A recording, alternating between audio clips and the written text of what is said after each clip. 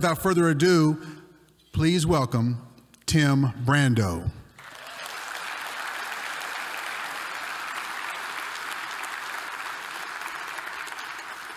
Okay, buddy. Thank you, bud. Appreciate it. I'm a walk and talk guy. I could do car commercials. Hi, everybody. You need to get this new Audi. Great to be here. Great to be with you. And to the players and the coaches that are on hand, I know that you're on the precipice of your exciting fall season coming up. And remember, guys, and ladies too, there's no I in team, but there is in Timmy B, okay? So on occasion, if I get lost, it's probably because I maybe started talking a little too much about myself, and I need to stop that. So I'll talk about you, what's ahead of you, and what you need to be thinking on this, the precipice of your fall season, okay? Yeah, I did, and thank you, Michael, for that kind introduction. In 1971, September 10th, 1971, I called my first high school football game with my father. I quit playing junior high football to broadcast football.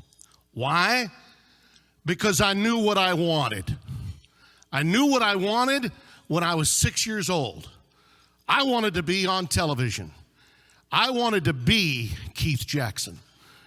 I wanted to be the guy on Saturdays that would say, back deep for Alabama is Major Ogilvy. He's a 47th semester junior. Tennessee's Hamp Green will kick the ball off. Here we are on the third Saturday of October. It was General Robert Neyland that said, the boys become men when the leaves begin to turn in the rivalry of Tennessee and Alabama. And Frank Broyles, the old coach from Arkansas, is with me today. Frank, what kind of a ball game are we going to see today? Well, Keith, it's going to be a fine football game. And look at Theodis Lee, that receiver from Tennessee. He's got the biggest thighs I've ever seen for a sophomore. Back deep, Major Ogilvy awaiting the kick, and here it comes. He's got it at the 5, the 10, the 15, picket fence at the 20, 25, 30, cuts against the grain at midfield, the 40, the 30. He's hit and cracked and fumble. Alabama got it. Oh, boy. Thank you.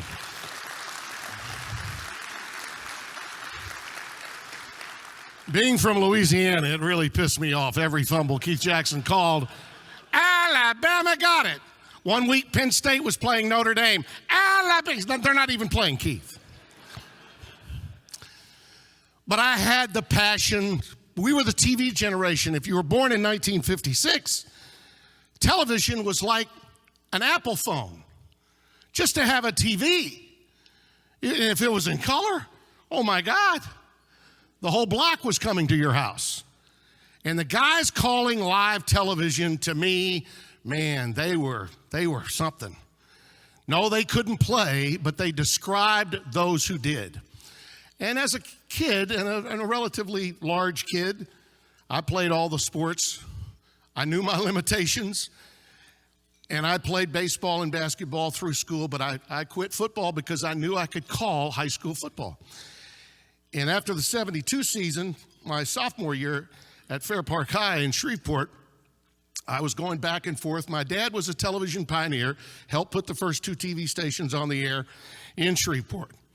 So listen, without connections, I don't have the opportunity. You can make a case that my career is based on found opportunity. Yeah, there's some nepotism involved, but when the red light comes on, you got to perform. Your parents can't do it for you. You got to do it. And I knew I could do this. I knew this was what I was good at. And that the future was about specificity. In the old days of television, everybody did everything. You did the weather, you did the news, you did kiddie shows, you did whatever. But my generation was going to be, there's a fumble and Alabama got it. They just keep happening when Keith's around. As a player, you may think you're a linebacker, but your coach may need help on offense with a running back that can maybe get some tough yards. Even with a spread offense, you might want to get 3 or 4 yards. So he's going to take that linebacker and he's going to ask him to maybe run the ball in behind the big uglies, as Keith used to call them. You're in high school. Do what the hell he says do. You might find out that you're really good at it. Last year I saw a running back that was taken from the linebacking corps because they ran out of running backs at Baylor.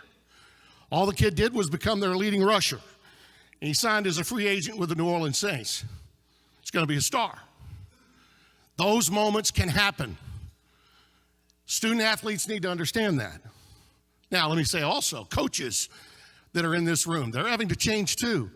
We just had our seminar at Fox up at Terranea, not far from Oxnard. As a matter of fact, Jerry Jones came to speak to us for our NFL as well as our college football seminar while we were there. Oxnard's not far from the Terranea Resort, which is in Rancho Palos Verdes, California. And we were talking about this with a number of coaches. The NIL, name, image, and likeness issue, as well as the transfer portal, is something that your players know about big time. And your players know how to brand, and they've known how to brand since they got that Apple phone in their hand. So it's not like they are having to learn how to brand themselves. They're already thinking that way. The adults are the ones that have to catch up. People my age and older are like, oh, Tim, boy, I don't, the college football ain't going to be the same. The hell it didn't. When toe meets leather on September 2nd, 3rd, 4th, and 5th, every fan of every team is going to be thinking the same things they've always felt. Once they see their team colors, once they see that band come out onto the field, they're going to be thinking the same thing. As it relates to players getting more than books and tuition, I say it's about time. Coaches need to understand that there is more to it. When you're telling players in college, don't get a job, you can't get a job, we need you here for those voluntary workouts in the summer. There's nothing voluntary about those workouts. The coaches can't be there because NCAA regulations prohibit them from being there. But the strength coach is there, and they will definitely report to the head coach who's at the voluntaries and who's not. So players know the commitment that they are making. Everybody's smarter now. Everybody knows more now. It's the adults that have to adjust. We have to adapt because that ship has sailed. It's not coming back into dock. And by the way, it shouldn't. Now, are there some issues? Yes, there are issues. No question college football and college athletics has issues. They've had issues forever. I've screamed bloody murder for 30 years about the lack of inclusion in the college football postseason, whether it was the godforsaken BCS or the college football playoff. More teams, more opportunities for more athletes and more schools needs to take place. I think we're going to get there. I think NIL and the transfer portal is going to help us get there. I really do. It's going to galvanize Division I in a way that will get the NCAA the hell out of college football. And we need the NCAA the hell out of college football. It's outgrown it. The NCAA is there to get in the way all the time. The National Collegiate Athletic Association does a marvelous job with its NCAA men's basketball tournament, its women's tournament. It handles Division II and Division III and NAIA very well. But college football Division I has outgrown it, and it has for years. We need governance by those that have something at stake in college football. If you're a commissioner of the Big Ten, the Big 12, the Pac-12, the SEC, and the ACC, your world is not the same world as my alma mater, UL Monroe. It's not, and it hasn't been for some time. So we need people that are in charge of college football to do what's right for their sport. And as for those schools that are Division I, like Louisiana Monroe, I think their life is going to be better because of all this. They will still be able to play teams in the SEC, teams in the Big 12, get those big fat checks, and play hopefully one day for a championship at their level, which is what I think should be there. More opportunities for more athletes at every level of football. So we just need to understand to adjust and adapt. Now, are there issues with NIL? Yes, because we right now have unrestricted free agency with no salary cap. We got to figure that one out. How do you go about doing that? Well, first and foremost, have you read any of the news reports today about the television revenues that are coming to the Big Ten? Because it's happening. It's a fluid story as we speak. The Big Ten is entering into a television deal that will be worth $1.5 billion with a B. $1.5 billion with a B. The published reports state that the company I work for, Fox, will have the noon game, the big noon game. Then you'll see a game on CBS that used to be the SEC. It will become the Big Ten. And then you'll see a game in primetime on NBC that will also be Big Ten. So the Big Ten Conference will be on Fox, CBS, and NBC back to back to back every day on Saturdays in the fall. That's a heck of a deal. It's a heck of a contract and a lot of money. Well, the kids, the players, they're going to see this and they're going to say, wow, that's a lot of revenue coming into the schools. And they're paying the coaches $9, $10, $11, $12 million a year. Best way to handle NIL to help all those involved is to allow for a revenue share so that those players get a percentage of the revenue derived from television. That can help. The other thing that needs to happen is we've got to get the leaders of the conferences and the athletic directors together with leaders in Washington, and I know what you're thinking, oh God, not Congress. Well, I'm sorry, but politicians care about sports. If you don't know that in Texas, they're going to excommunicate you from the state. People in Texas they're in politics, care about sports. We need a regulatory body put in place that can limit the kind of revenue an individual player will derive from NIL. Okay, so we aren't using it as an inducement to get players to come. None of us want to hear, coaches don't want to hear it, and I don't blame them. He's waiting for a better offer from name that school. We don't need that. That's got to go away. And it can, if the smart people, if the intelligent people do what they need to do. So yeah, I've got some opinions about college athletics. I always have. And the reason is because I have such passion for it. I love it, and I don't want anyone to rip it away from us. And I get really tired of the media telling me what's wrong all the time. With name, image, and likeness, how many of you know that gymnasts, women gymnasts, are probably doing as well or better than anyone outside of football in NIL? They are. Have you gone to a college campus lately when they had, maybe during basketball season, a gymnastics event before the basketball game? At some arenas, I've seen more people at the women's gymnastics event than the men's basketball event. Women's volleyball is huge. I don't need to tell you how big women's softball has become. I mean, it's bursting at the seams. There are a lot of great stories about non-revenue producing sports and the ladies that play it and the men that play it that have deals. Colleges, the ones that have their blank together, are hiring NIL directors as though they were compliance officers. And they're hiring companies that are in the name, image, and likeness business so that they can keep track of where the NIL revenue is coming from, how much said player is getting, and what said player is not getting. So it's not going to be out of control the way some in media would have you believe. I think we've got great times in front of us. And I think all of you young student athletes that are here, and I know how your coaches feel about you. They love you. They spend all that time with you. They pour into you every day. You're going to have a better life because of what's taking place right now. But you gotta be wary. You gotta be careful. Don't listen to all those extraneous voices.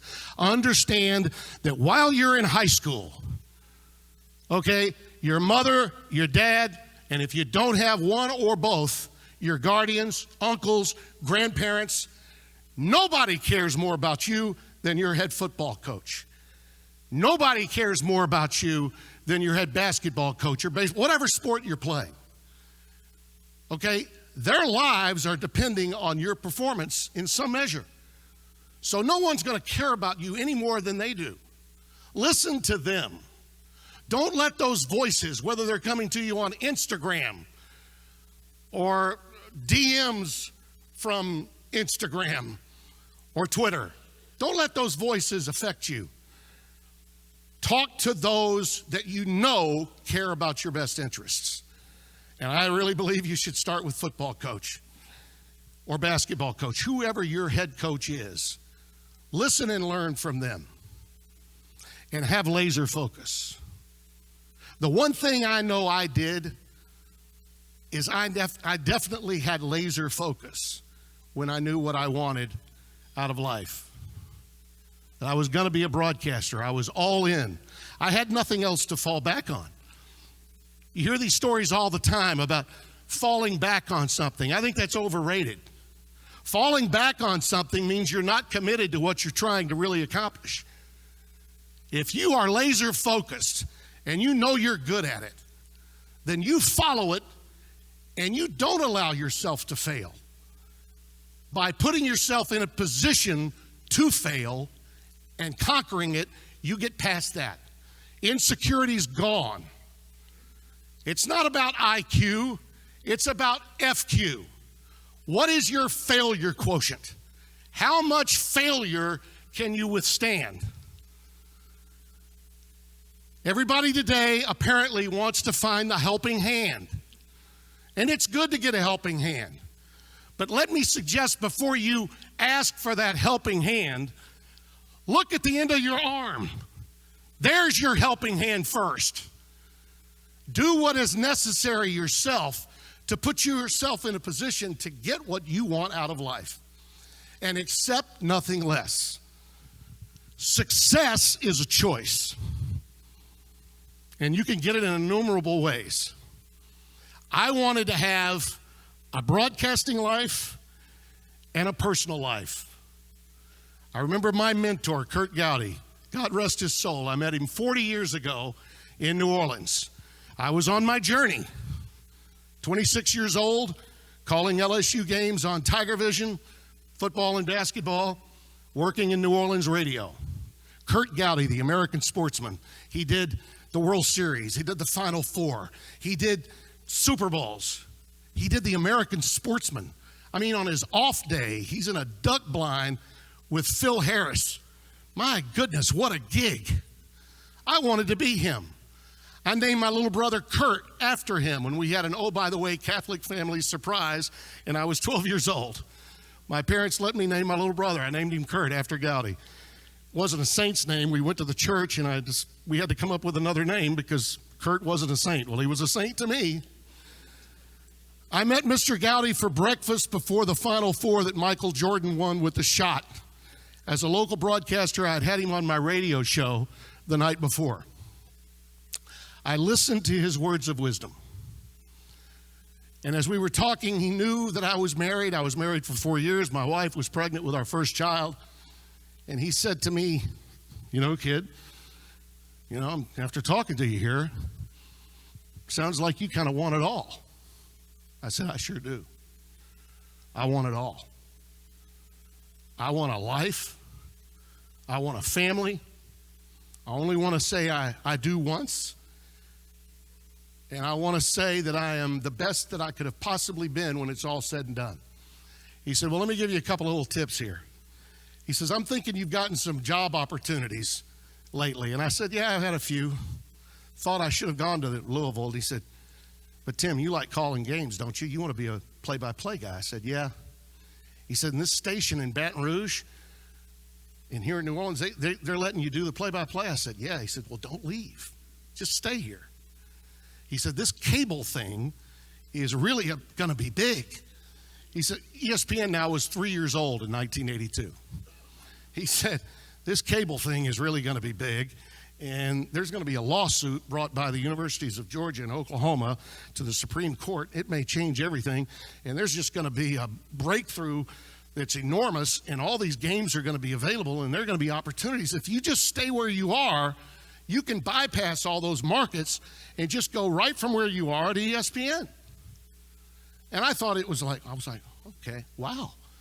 So I settled down. I stopped sending tapes to every station in the country trying to get a better opportunity, and I waited my turn. And I sent out tapes of all the games that I did. In 1985, I got a call at Channel 9 in Baton Rouge from a lady named Ellen Beckwith, and she said, hello, is this Tim? And I said, yes, ma'am. She says, are you free on January 5th? I said, let me check my schedule. It just so happens I'm free. She said, okay, well, we've got a game between Duke and Virginia. You'll be working with Dick Vitale. Do you think you can handle that? And I said, oh, yeah, I got that. Absolutely. And it was on. My life changed forever. It was the call that changed my life. By 1986, I was moving to Connecticut from Baton Rouge, met up with my friend John Saunders. We started doing SportsCenter together. My boss said to me, Steve Bornstein, he said, we got this thing that we're going to do. There's never been a pregame show for college football. We're going to call it Game Day. We got Beano Cook, and we're going to audition some coaches to be analysts. We want you to host it. I was like, great, I'm here, whatever you need, I'll do it. Had no idea it was going to morph into what it morphed into, and I was too impatient to stay long enough to be there when it morphed into what it morphed into, because that was just part of the journey. I wasn't going to stop there. ESPN was sort of like AAA in baseball back then. It was a nice job to have. It was better than a local television job if you wanted to do play-by-play, but it wasn't CBS, NBC, or ABC. Don't be confused with that. Now, of course, it's the 1,200-pound gorilla of our industry. But I was there when it was born. And without it, I'm not here today. I'm not here talking to you today. 4 networks later, a stop at Turner, where I picked up a World Series ring with the Braves. You can't wear an Emmy, but you can wear a World Series ring. And then later to CBS for 18 years. And now Fox. I can't believe Spencer Tillman and I are starting our 9th year together at Fox after spending 16 of my 18 at CBS. I knew what I wanted, but I was, in some cases, too impatient for maybe greater opportunity along the way. So to you young guys out there that are getting ready for your football season, remember, be patient, persevere, keep your priorities correct. Those 3 P's will serve you well. And more than anything else, enjoy the journey. I'm 66, I feel 46, and I'm now considered, the old guy in the office. My bosses are 20 years younger than me. So, I got to stay cool. That's the secret to longevity, adjusting and adapting. The good news is, if they're 46, they had to grow up watching me do some stuff, right? They had to grow up watching me do some stuff. So you adjust and you adapt along the way. And have some self-awareness. If you're a star player, be aware how your teammates feel about you. Don't just fly off the handle and say stuff without thinking about what the others might think of what you just said. A lot of type A's are guilty of that. Team leaders sometimes make that mistake. Hell, coaches make them all the time. Nick Saban just the other day had the audacity to say, well, last year was a rebuilding year. How do you think that landed everywhere? Rebuilding?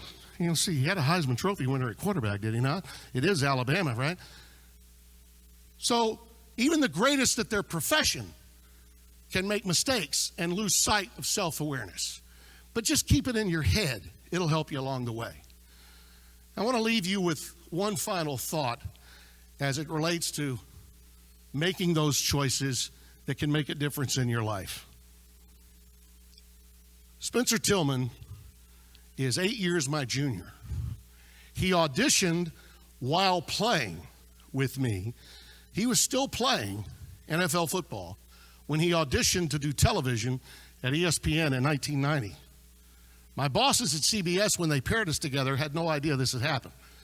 He was a broadcast communications major at Oklahoma, really well-spoken guy, strong, faithful guy.